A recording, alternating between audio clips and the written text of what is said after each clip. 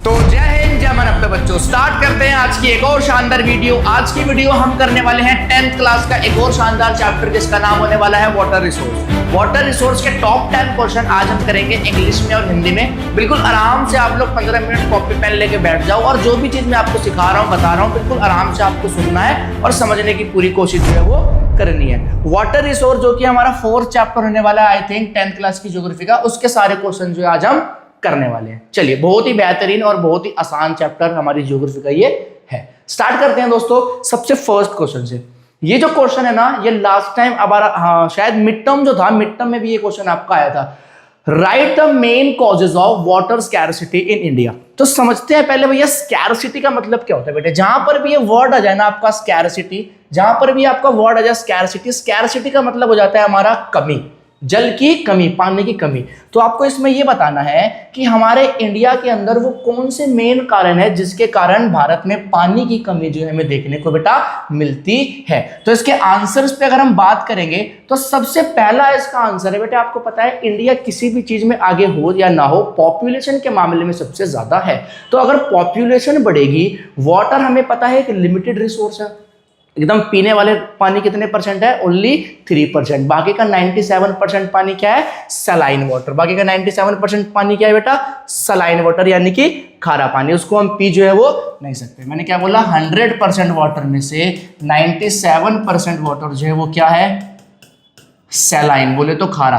3% पानी ही क्या है, फ्रेश वाटर, फ्रेश है, जिसमें से भी इस 3% का भी 1.5% पानी कहाँ है आपका, ग्राउंड वाटर, यानी कि जमीन के अंदर, और 1.5% कहाँ है, जमीन के ऊपर, जिसको हम क्या बोलते हैं, सरफेस वाटर, रिवर्स में, लेक्स में।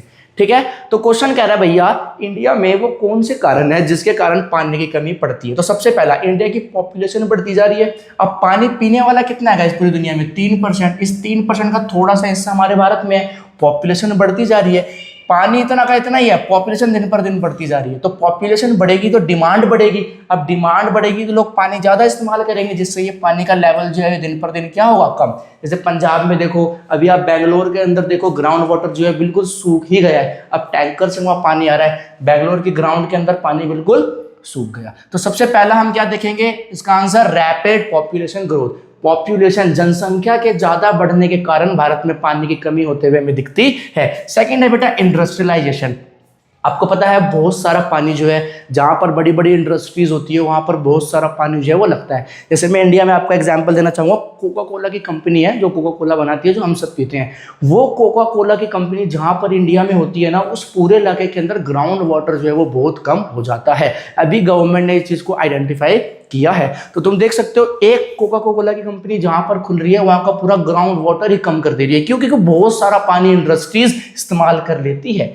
सेकंड पॉइंट पढ़ते हैं अर्बनाइजेशन, जिसको हिंदी में बोलते हैं शहरीकरण। अब आपको पता है आज से 100 साल पहले, आप जिस भी स्टेट में रहते हैं, आज से 100 साल पहले अगर आप देखोगे, जैसे मैं दिल्ली में रहता हूं, आप देखो रोड कंक्रीट के बने हैं, सीमेंट के बने हैं, अस्पताल, रोड, घर की बात करें, पार्क्स की बात करें, तो आपको ना नॉर्मल मिट्टी जो है वो बहुत कम कम जगह पर देखने को मिलेगी। हर जगह आपको क्या देखने को मिलेगा कि सीमेंट की लेयरिंग बिछा रखी है, और सीमेंट और पानी एक दूसरे से बिल्कुल अलग अलग है। जहां पर सीमेंट लगा दिया जाता है वहां पर पानी ग्राउंड के अंदर नहीं जा पाता। पहले क्या होता था, मान लो कहीं पर भी बारिश होती थी तो बारिश होने के बाद सारा का सारा पानी जो है वो जमीन के अंदर चला जाता था, लेकिन अब बीच में क्या आ गया, इनके कंक्रीट की लेयर, तो सारा बारिश का पानी जो गिरता है बेटे वो नालियों में जाके खराब हो जाता है, बर्बाद हो जाता है। तो अर्बनाइजेशन के कारण हमें क्या देखने को मिलता है, शहरीकरण के कारण हर जगह पर सीमेंट जो है, आप अस्पताल, रोड, स्कूल, कुछ भी देखो सब जगह सीमेंट से बना है, और सारा पानी इनके ऊपर गिरने के बाद नाली में इकट्ठा हो जाता है, और सारा पानी जो ग्राउंड वाटर में जाके साफ होके दोबारा हम इस्तेमाल कर सकते थे, वो सारा पानी नालियों में जाके बेकार हो जाता है। तो अर्बनाइजेशन के कारण भी हमें पानी की कमी देखने को मिलती है। अगला क्वेश्चन, ओवर एक्सप्लॉयटेशन। आपको पता है हम इंडिया में रहते हैं, नॉर्मल अगर मैं बात करूं, लोगों की गाड़ी 2 बाल्टी पानी में धुल जाती है, वो जब भी 1 बाल्टी एक्स्ट्रा मारते हैं कि नहीं इस टायर पे थोड़ा सा रह गया, 1 बाल्टी धुल चुकी है, उसके बावजूद भी 1 बाल्टी फ्री में। तो इंडिया के अंदर पानी का ना इस्तेमाल हद से ज्यादा करते हैं, ये भी एक फैक्टर है पानी की कमी का। अगला बात करते हैं बेटा अनइक्वल डिस्ट्रीब्यूशन ऑफ वाटर। हमारे इंडिया में पानी जो है इक्वली डिस्ट्रीब्यूटेड नहीं है। कहीं पर पानी ज़्यादा है, कहीं पर पानी कम है, कहीं पर बहुत ज़्यादा कम है, कहीं पर बहुत ज़्यादा है। जैसे अगर मैं दिल्ली की बात करूं तो दिल्ली में पानी की कमी नहीं है, दिल्ली में पानी बहुत है, दिल्ली में पानी है, लेकिन भैया उसके बावजूद भी तो लोग कहते हैं कि पानी की कमी है। तो दिल्ली में बेटा पानी की कमी नहीं है, फ्रेश वाटर की कमी है, साफ पानी की कमी है। वरना दिल्ली में बहती है यमुना नदी, उसमें सफिशिएंट पानी है पूरी दिल्ली को पानी देने के लिए, लेकिन पूरी यमुना नदी बर्बाद हो चुकी है, गंदी हो चुकी है, केमिकल से भर चुकी है। आपने देखा होगा रील्स में पूरे झाग झाग हो रखा है। तो वो पानी तो है दिल्ली में, लेकिन साफ पानी, क्वालिटी वाटर नहीं है। तो प्रॉब्लम किसकी है? क्वालिटी वाटर की। तो समझ में आया इंडिया के अंदर 4 वो कौन से कारण हैं या 5 वो कौन से कारण हैं जिसकी वजह से पानी की कमी हमें देखने को मिलती है। पहला क्या लिखोगे? रैपिड पॉपुलेशन ग्रोथ, जनसंख्या का बढ़ना, industrialisation, urbanisation, over exploitation of water, unequal distribution of water. आई बात समझ? चलिए नेक्स्ट क्वेश्चन की तरफ बढ़ते हैं, देखते हैं नेक्स्ट क्वेश्चन क्या कह रहा है। थोड़ा मेरा गला खराब है तो आवाज शायद थोड़ी भारी भारी आ रही होगी। चलिए अगला क्वेश्चन देखते हैं। अगला क्वेश्चन कह रहा है बेटे, right any 2 advantages of multipurpose project. Multipurpose project जो होते हैं, एमपीपी बुक में शॉर्ट फॉर्म में लिखा है, इसके आपको ना कोई से भी 2 एडवांटेजेस, 2 पॉजिटिव फीचर बताने हैं। तो देखो बेटा, इसके सबसे पॉजिटिव फीचर की अगर हम बात करें तो इसके बहुत सारे पॉजिटिव फीचर होते हैं। अगर मैं बात करूं भैया कि डैम के फायदे क्या है, तो बेटा जहां पर भी डैम को कंस्ट्रक्ट करवाया जाता है, हमें पता है डैम क्या होता है? Man made structure, man made. ये मैन मेड स्ट्रक्चर होता है, नेचुरल नहीं होता, ठीक है। नदी के पानी को रेगुलेट करने के लिए, ऐसे मान लेते हैं ये जमीन का टुकड़ा है और यहां से कोई नदी बहती है, यहाँ से कोई नदी बहती है, तो यहाँ पर डैम को बना दिया जाता है, इसमें 2 ढक्कन लगा दिए जाते हैं बड़े बड़े, जिससे क्या होगा, इधर का जो पानी आएगा, अब यहाँ पर डैम के एक ऑफिस होता है, अब इनकी मर्जी है इस पानी को आगे भेजना है या इस पानी को यहीं पर इस तरफ रोक के रखना है। तो यानी कि सिंपल में बात करूं तो एक रिवर के अंदर जो वाटर मैनेजमेंट है, वाटर मैनेजमेंट करने के लिए डैम का इस्तेमाल जो है बेटा वो किया जाता है। इसके फायदे क्या है भैया? इसका सबसे बड़ा फायदा बेटे वो ये देखने को मिलता है कि ये जो आपने जो 2 ढक्कन लगाए हैं, इनके अंदर टरबाइंस लगा दिए जाते हैं, बड़े बड़े मोटर लगा दिए जाते हैं, जिससे क्या होता है, लाखों लीटर पानी जब उस डैम से आगे या पीछे होता है तो टरबाइन घूमती है। सिंपल टरबाइन बोले तो एक मोटर, वो मोटर घूमती है, और मोटर घूमती है तो वो क्या बना देती है? इलेक्ट्रिसिटी। और पानी से जो बिजली बनाई जाए उसको हम बोलते हैं बेटा हाइड्रो इलेक्ट्रिसिटी। तो डैम से सबसे पहला फायदा क्या देखने को मिलता है भैया? हाइड्रो इलेक्ट्रिसिटी बनती है। अगले फायदे की बात करते हैं, तो बेटा इस डैम के अगल बगल के जो इलाके होते हैं, अगल बगल के जो इलाके होते हैं, ये लोग क्या करते हैं, इस डैम का पानी अपने खेत में ले जाते हैं, जिससे डैम हमारा किस चीज में मदद करता है बेटा? इरिगेशन में भी मदद करता है। 2 फायदे हो गए। तीसरा फायदा, जब भी कभी डैम वालों को ये पता लगता है कि नदी के अंदर पानी अचानक से बढ़ गया है और इस पानी को नहीं रोका गया तो फ्लड आने की संभावना पूरी है, तो वो लोग क्या करते हैं बेटा? इस डैम का ढक्कन ही बंद कर देते हैं। डैम का ढक्कन क्या कर दिया? बंद। अब सारा पानी एक तरफ ही रुक गया, तो फ्लड कंट्रोल से ही बच गए। तो हमने कितने एडवांटेज पढ़े? 3। क्वेश्चन कितने बोल रहा था? 2 बताओ, मैंने आपको 3 बताया। पहला कौन सा?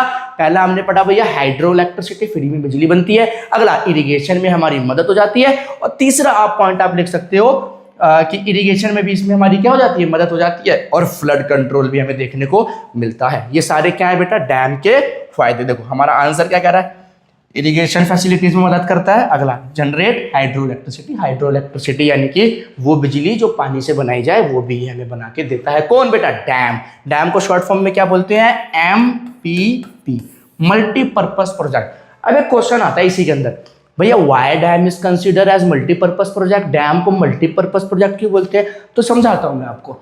जैसे ये मेरा फोन है गाइस, अब ये जो मेरा फोन है इसके कोई एक काम नहीं है, इसमें वीडियो बना सकता हूँ, मैं बात कर सकता हूँ, मैं चैटिंग कर सकता हूँ, और भी बहुत सारे काम है जो मैं इसमें कर सकता हूँ। तो ये जो मेरा एक डिवाइस है ये मल्टीपर्पज है, इसके बहुत सारे अनेक फायदे हैं, तो इसलिए मैं इसको क्या बोल रहा हूँ? मल्टीपर्पज। उसी तरीके से डैम जो है उसके भी बहुत फायदे होते हैं। 3 तो मैंने आपको भी बताए और मैं आपको आगे बताऊंगा। तो आप देख रहे हो डैम एक चीज के लिए नहीं बनता, इससे 3-4 फायदे होते हैं, इसलिए हम इसको क्या बोलते हैं? एमपीपी बोले तो मल्टीपर्पज प्रोजेक्ट। चलिए अगला क्वेश्चन देखते हैं क्या कह रहा है। सॉरी, नेक्स्ट क्वेश्चन देखते हैं। नेक्स्ट क्वेश्चन कह रहा है बेटा, right any two problems caused by multipurpose project on reverse. Simple, अभी आपने पढ़ा एमपीपी यानी कि डैम के फायदे 3। आपसे पूछ रहा है भैया उसके कुछ प्रॉब्लम्स नहीं होते क्या, कुछ नेगेटिव्स भी तो होंगे, जिसके पॉजिटिव होते हैं कुछ ना कुछ नेगेटिव्स तो होते हैं, तो भैया इसके क्या नेगेटिव होते हैं। चलिए तो इसके नेगेटिव डिस्कस करते हैं।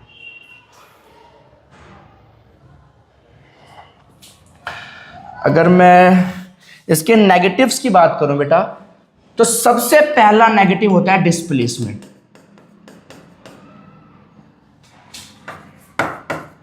डिस्प्लेसमेंट भैया, डिस्प्लेसमेंट का मतलब क्या है? डिस्प्लेसमेंट का मतलब ये है बेटा, अब डैम ना कोई छोटी चीज नहीं है जो 50 गज 25 गज में बन जाए। डैम को बनाने के लिए बहुत वास्ट एरिया चाहिए होता है, बहुत बड़ा एरिया चाहिए होता है। तो जहां पर भी डैम को बनाया जाता है ना, वहां से लोगों का घर क्या करवा देते हैं, खाली करवा देते हैं। तो सबसे पहला नेगेटिव पॉइंट क्या हो गया भैया, डिस्प्लेसमेंट का। अगला, अगर मैं इसके साइड इफेक्ट्स की बात करूं तो बेटा, जहां पर भी डैम को बनाया जाता है वहां पर लार्ज अमाउंट में फॉरेस्ट की क्या कर देते हैं, कटिंग कर देते हैं।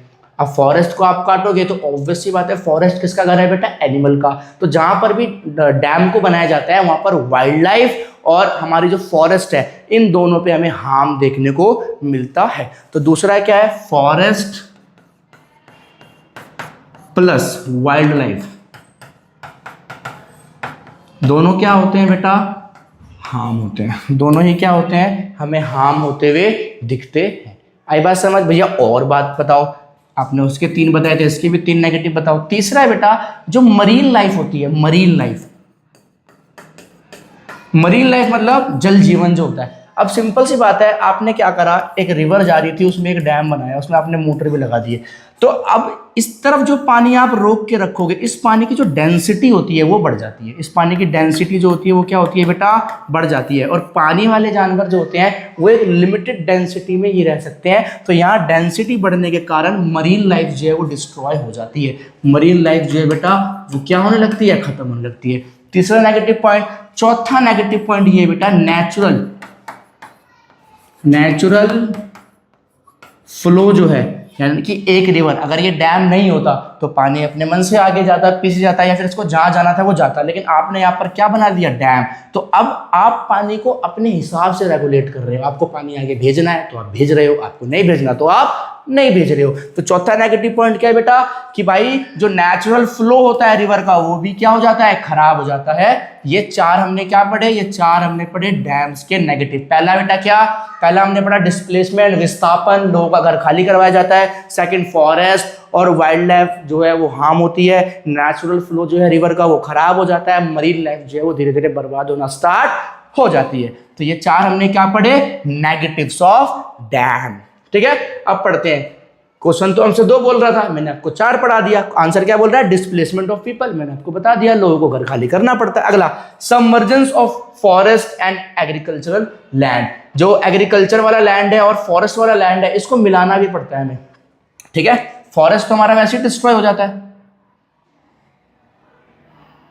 हाँ सॉरी, अरे चलिए आगे बढ़े, नेक्स्ट क्वेश्चन की तरफ आते हैं। अगला क्वेश्चन कह रहा है बहुत सिंपल, कह रहा भैया what is rain water harvesting. ठीक है, रेन वाटर हार्वेस्टिंग, आपको पता है रेन का मतलब बारिश, रेन वाटर का मतलब बारिश का पानी, हार्वेस्टिंग का मतलब होता है बचाना, ठीक है, या संग्रहण करना पानी को। तो बेटा रेन वाटर हार्वेस्टिंग की अगर बात करें तो कह रहा what is rain water harvesting, simple आप लिख सकते हो, बारिश का जो पानी होता है, रेन का जो वाटर होता है, उसको बचाने की प्रक्रिया या उसको बचाना ही क्या कहलाती है बेटा, रेन वाटर कहलाती है। अब रेन वाटर को हम क्यों बचाते हैं, ताकि रेन वाटर हमारे ग्राउंड वाटर में चला जाए और हमारे ग्राउंड वाटर को क्या कर दे, रिचार्ज कर दे, क्योंकि हम ग्राउंड वाटर का इस्तेमाल करते हैं। समझ में आया? चलिए आंसर देखें। Rain water harvesting is the process of collecting and storing rain water for future use और फॉर रिचार्जिंग ग्राउंड वाटर।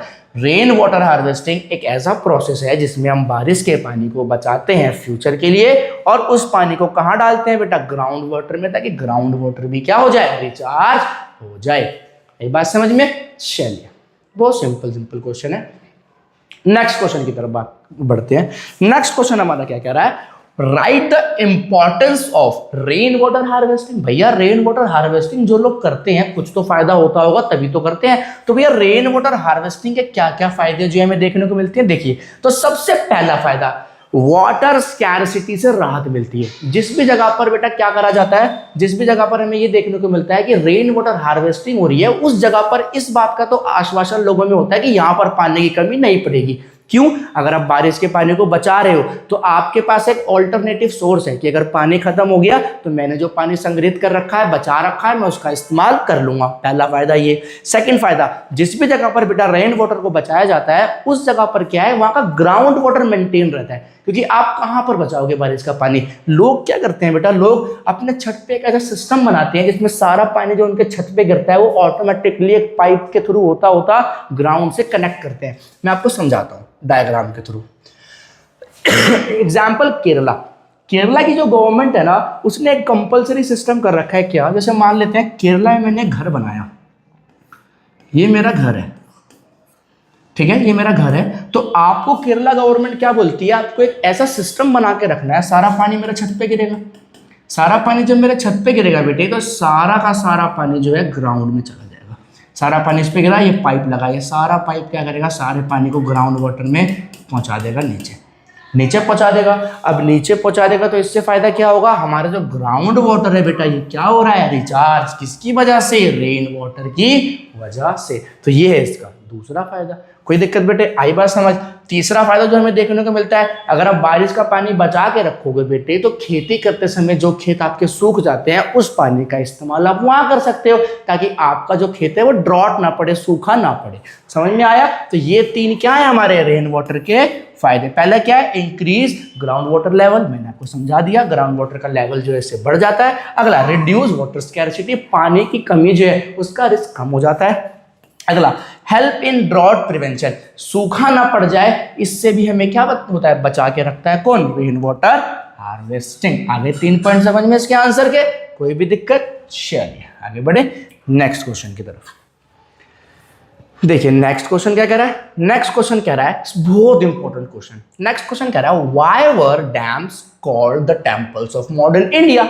भैया डैम्स को हमारे इंडिया का मॉडर्न टेम्पल्स क्यों कहा जाता है, इसको आप डिफाइन करें। तो मैंने आपको जस्ट यही बताया, डैम क्या है, MPP project, multipurpose project. Dams के अनेकों फायदे हमें देखने को मिलते हैं। ये हमारी इकोनॉमी भी बूस्ट करती है, इलेक्ट्रिसिटी बनाती है, हमारा इरिगेशन में भी ये क्या करती है बेटा, बहुत ज्यादा मदद करती है, फ्लड कंट्रोल करने में भी ये क्या करती है, बहुत ज्यादा मदद करती है। तो डैम के बहुत फायदे देखने को मिलते हैं, इकोनॉमिकली भी। समझ में आया? तो इसलिए हम डैम को क्या कंसिडर करते हैं बेटा, आधुनिक भारत का मंदिर। आइए बात समझ। चलिए एक बार आंसर देखें। Dams were called the temples of modern India because they play a crucial role in economic development by providing irrigation, electricity and flood control. ये तीनों पॉइंट मैंने आपको बताए हैं, इरिगेशन में मदद, इकोनॉमिक डेवलपमेंट में मदद, हाइड्रो इलेक्ट्रिसिटी में और फ्लड कंट्रोल में डैम हमारी मदद करता है। इसलिए डैम को हम क्या बोलते हैं, आधुनिक भारत का मंदिर। आ रही है बात समझ। चलिए नेक्स्ट क्वेश्चन की तरफ बढ़े। चलिए देखते हैं नेक्स्ट क्वेश्चन क्या कर रहा है बेटा। कह रहा है, mention any 2 traditional method of water conservation in India. आपको कोई से भी 2 ऐसे मेथड बताने हैं जो इंडिया के अंदर अपनाए जाते थे बारिश के पानी को बचाने के लिए या फिर पानी को बचाने के लिए। तो हम बात करते हैं गाइस, देखिए सबसे पहला ना राजस्थान के अंदर एक सिस्टम क्या था, वहां पर वो लोग क्या करते थे, वहां पर वो लोग हाइड्रोलॉजिकल सर्कल बनाते थे। इसका मतलब क्या है, जब राजस्थान में बारिश का महीना आने वाला होता था, मॉनसून का सीजन, तो वो क्या करते थे बेटा, पूरे राजस्थान में बड़े बड़े गड्ढा कर देते थे। उन्होंने गड्ढा कर दिया। अब इससे होगा क्या, जब भी बारिश होगी तो बारिश का सारा पानी इनके अंदर इकट्ठा हो जाएगा। अब सारा पानी इकट्ठा हो गया, फिर आराम से इस पानी को वो क्या करते थे, रीयूज। क्या करते थे, रीयूज। सारा पानी निकाल के आराम से जो भी घरेलू काम होते हैं, डोमेस्टिक वर्क होते हैं, उसमें सारा पानी जो है वो लोग इस्तेमाल करते थे। तो इस सिस्टम को हम बोलते हैं जोदास। कोई दिक्कत? अगला, टंकास की बात करते हैं। तुमको ये टैंक्स होता है, टंकास की बोल रहे हो, तो आपके बुक में टंकास ही लिखा हुआ है। अब लोग क्या करते हैं बेटा, लोगों को जब बारिश का महीना पता लगता था तो अपने घर के बगल में वो क्या करते थे, टंकी बना के रखते थे। जैसे मान लो ये मेरा घर है, अब घर, ये मेरा घर की छत है, सॉरी।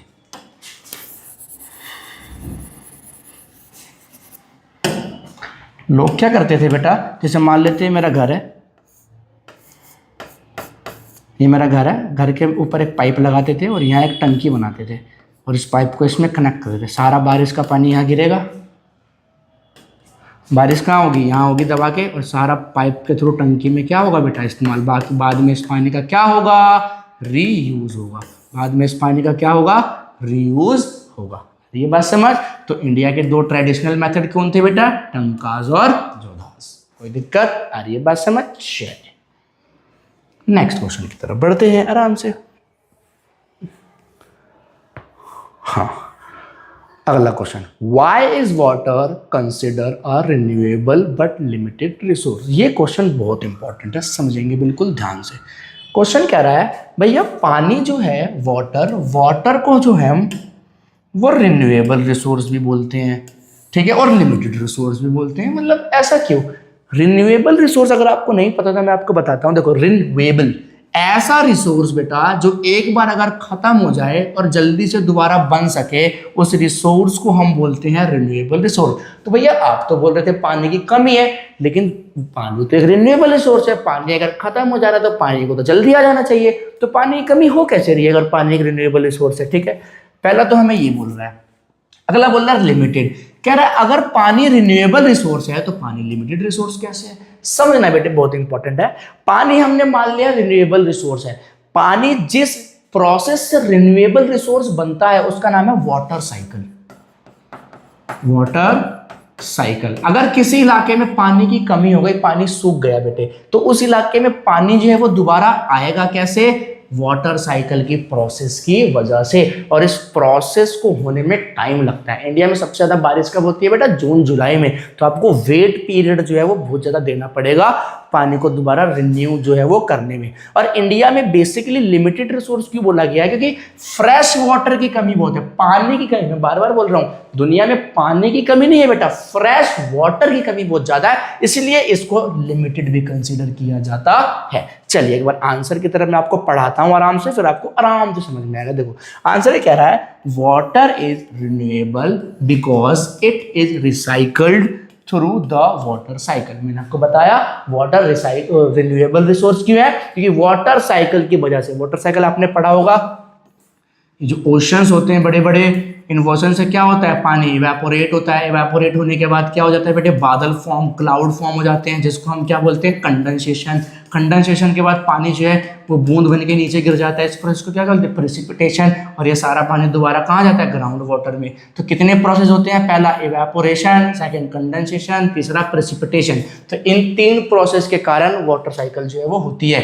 तो जो पानी नीचे से ऊपर गया वो वापस नीचे आ जाता है, इसी को अपन बोलते हैं वाटर साइकिल। इसी को हम क्या बोलते हैं बेटा? वाटर साइकिल बोलते हैं। ठीक है, चलिए तो वो हम पानी को रिन्यूएबल रिसोर्स क्यों बोलते हैं? क्योंकि वो वाटर साइकिल करके दोबारा जमीन पे वापस आ जाता है। But it is limited because usable fresh water is very less and unevenly distributed. जैसा कि मैंने आपको बताया, पानी रिन्यूएबल होने के साथ साथ लिमिटेड क्यों है? क्योंकि पानी तो बहुत है, फ्रेश वाटर की कमी है। और फ्रेश वाटर ऐसा नहीं है कि सारी कंट्रीज में बराबर बटाव। किसी कंट्री में ज़्यादा है, किसी एरिया में ज़्यादा है, किसी एरिया में कम है, किसी कंट्री में बहुत कम है। जो आपके सऊदी अरेबिया वाले देश हैं वहाँ पानी की बहुत कमी है, लेकिन इंडिया जैसे स्टेट्स में, इंडिया जैसे कंट्रीज में आपको पानी जो है वो कम देखने को नहीं मिलेगा। किसी किसी इलाके में इंडिया में पानी की कमी है, किसी किसी इलाके में पानी की कमी नहीं है। ये बात समझ। चलिए नेक्स्ट क्वेश्चन की तरफ बढ़ते हैं।